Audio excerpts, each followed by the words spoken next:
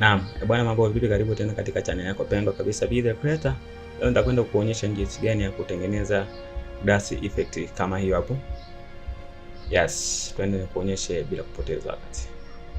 Kwanza kabisa tutakuja hapa na chora rectangle kama hii hapa. Yes.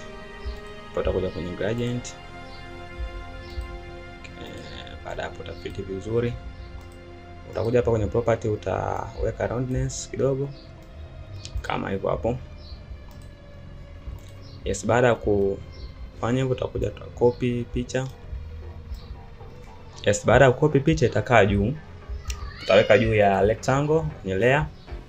Then hapa kwenye layer uta double click au unaweza ka right click, utakuja hapa kwenye blending option. Baada hapo utatafuta stroke utaweka 5.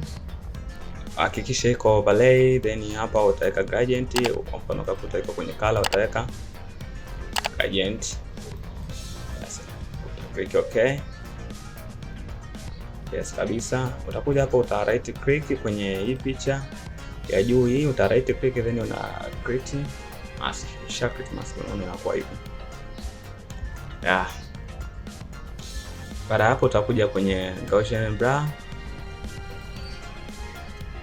Yes, wewe utaweka kiasi ambacho utaona inakuwa inafaa cha Gaussian blur. Click okay. Baada hapo utakuja kwenye filter gallery.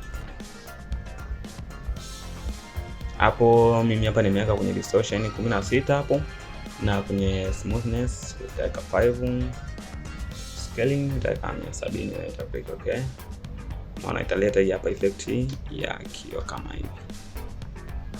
Kwa hapo, kwa mfano kama unataka umove hicho kioo chenyewe, utakuja kwenye ile ya rectangle, unaweza kaimove, unaona maana yake inakuwa inafanya kazi hivyo.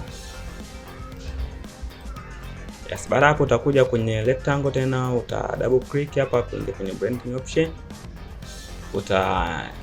Ina shadow hapo. Kwenye ina shadow hakikisha ipo kwenye screen.